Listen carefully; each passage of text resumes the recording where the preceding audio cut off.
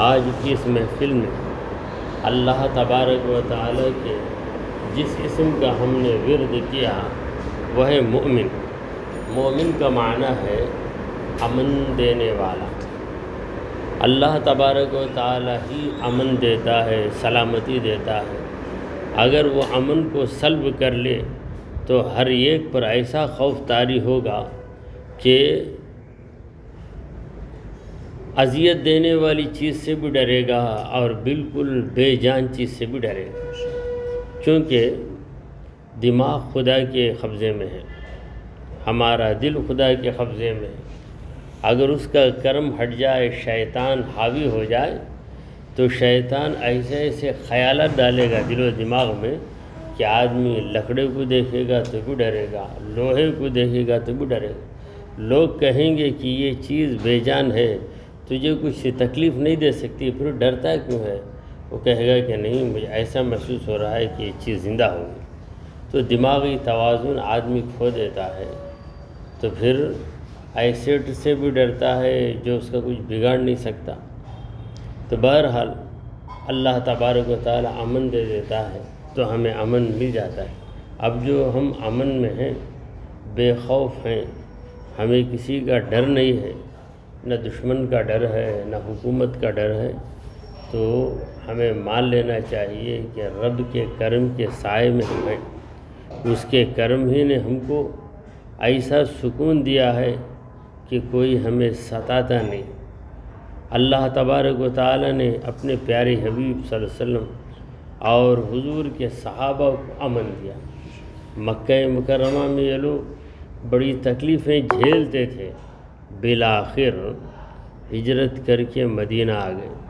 تو مدینہ آنے کے بعد جو حالت ہوئی وہ تو تاریخ میں مذکور ہے۔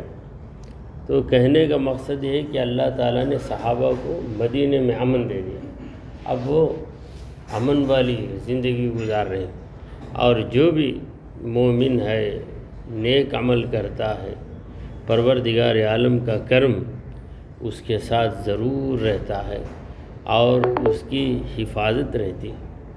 تو اللہ تعالیٰ مومن کا ایک مطلب ہے ایمان لانے والا۔ تو اللہ تبارک و تعالیٰ ایمان والا ہے، بے ایمان تو نہیں ہے، لہذا اس کا نام مومن ہے۔ اللہ کا نام بھی مومن، اللہ کے بندے کا نام مومن۔ بندے کا نام مومن اس لیے کہ جب ایمان لایا تو مومن بن گیا۔ اور اللہ تبارک و تعالی ہمیشہ سے مومن ہے، یعنی اس کا ایمان کیا ہے؟ اس کی ذات پر ایمان ہے۔ یعنی اللہ تبارک و تعالی نے قرآن میں جا بجا بتایا کہ میں ہی خدا ہوں، میں ہی خدا ہوں۔ تو خدا کا ایمان اپنی ذات پر ایمان لے آنا ہے۔ ہمارے نبی کریم صلی اللہ علیہ وسلم کا نام پاک جو ورد میں شامل کیا گیا وہ ہے فاتح۔ فاتح کا معنی ہے فتح کر لینے والے۔ سرکار دو عالم صلی اللہ علیہ وسلم نے جو فتح کیا سب سے پہلے تو اپنے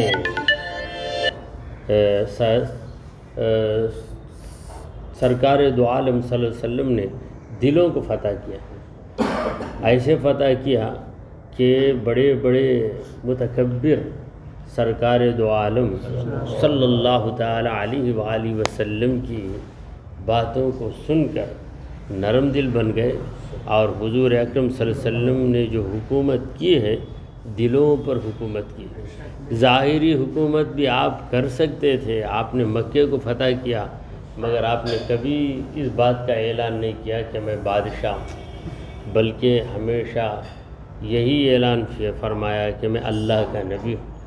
اور ایسی حکومت آپ نے قائم کی جس حکومت میں نہ بادشاہ کو تکبر کا اختیار ہے اور نہ رعایا پر ظلم کیا جا سکتا ہے۔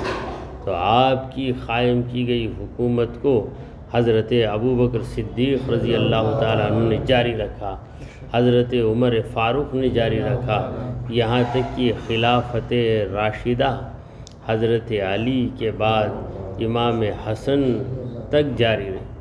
پھر اس کے بعد خلافت کے اندر دوسرے طریقے رائج ہو گئے۔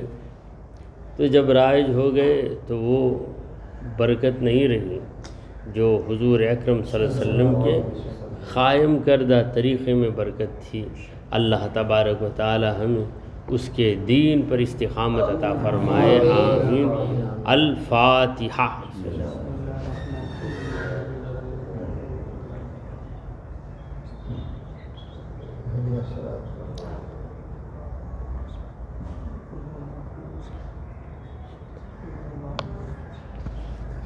شغاس کا نظام شروع فاتحہ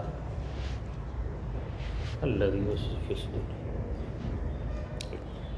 ان الله وملائكته يصلون على النبي يا ايها الذين امنوا صلوا عليه وسلموا تسليما اللهم صل على سيدنا محمد وعلى ال سيدنا محمد وبارك اللهم ربنا أوصل ثواب ما قرأناه من كلامك العظيم وما صلينا وسلمنا على حبيبك الكريم وما ذكرناك بأسمائك الحسنى إلى حضرة النبي المصطفى صلى الله تعالى عليه وسلم ثم إلى أرواح سائر النبيين والصديقين والشهداء والصالحين ثم إلى أرواح جميع المؤمنين والمؤمنات يا رب العالمين اللهم اقض حاجاتنا يا قاضي الحاجات واقض مهماتنا يا كافي المهمات واهل مشكلاتنا يا حلال المشكلات وادفع كل بلية عنا يا دافع البليات ونزل البركات علينا يا منزل البركات اللهم اشف أمراضنا یا شافی الامراض۔ اے اللہ ہم تیرے بندے ہر آن و ہر لمحہ تیرے فضل و کرم کے محتاج۔ اے رب العالمین ہماری حالتوں پر رحم فرما۔ اے اللہ ہمارے گناہوں کو معاف فرما، آئندہ ہمیں گناہوں سے دور رہنے کی توفیق عطا فرما۔ اے رب ذوالجلال تیرے آسمان سے ہم پر رحمتیں نازل فرما، تیری زمین سے ہمیں برکتیں عنایت فرما۔ اے اللہ اس گھر میں خیر و برکت کو شامل فرما۔ اے رب کریم ہم سب کو ظالموں کے ظلم سے بچا، حاسدوں کے حسد سے بچا، دشمنوں کے مکر و فریب سے بچا لے، جادوگروں کے جادو سے بچا لے۔ اے رب کریم ہمارے لیے رزق حلال کے دروازے کھول دے۔ اے رب کائنات ہماری تمام بیماریوں کو دور فرما دے۔ اے رب العالمین ہماری تمام پریشانیوں کو حل فرما۔ اے رب ذوالجلال ہمیں امن و امان اور چین و سکون والی زندگی عطا فرما۔ اے اللہ ہمیں نیک بنا، ہماری اولاد کو بھی نیک بنا، اولاد کی اولاد کو بھی نیک بنا۔ اے رب کریم ہمیں اپنے بزرگوں کا ادب کرنے کی توفیق عطا فرما، کمزوروں اور چھوٹوں پر رحم کرنے کی توفیق عطا فرما۔ اے اللہ ہمارے دلوں سے کنجوسی کو نکال دے۔ اے رب کریم ہمارے دلوں میں سخاوت کا جذبہ پیدا فرما۔ اے رب ذوالجلال ہمارا خاتمہ ایمان کی حالت میں فرما۔ اے رب کریم محشر کے دن ہماری لاج رکھ لے، ہم سب کو تیری رحمت کے سائے تلے جگہ عطا فرما۔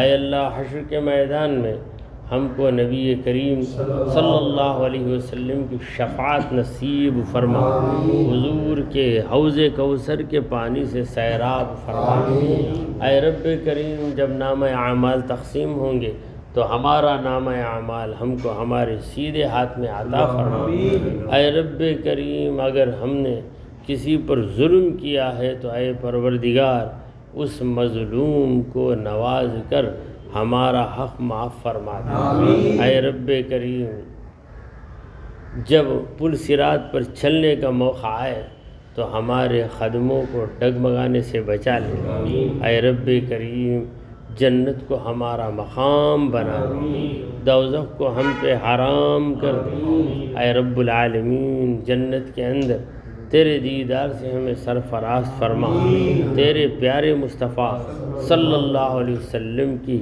رفاقت ہمیں نصیب فرما۔ اے اللہ ہمیں تیرے پیارے محبوب صلی اللہ علیہ وسلم کی سنتوں پر عمل کرنے کی توفیق عطا فرما۔ اے اللہ تو ہم سے راضی ہو جا، اے اللہ تو ہم سے راضی ہو جا۔ وصلی اللہ تعالی علی خیر خلقہ سیدنا و مولانا محمد وعلی آلہ واصحابہ اجمعین۔ سبحان ربک رب العزت عما یصفون وسلام علی المرسلین والحمد للہ رب العالمین۔ صلی اللہ علیہ وسلم۔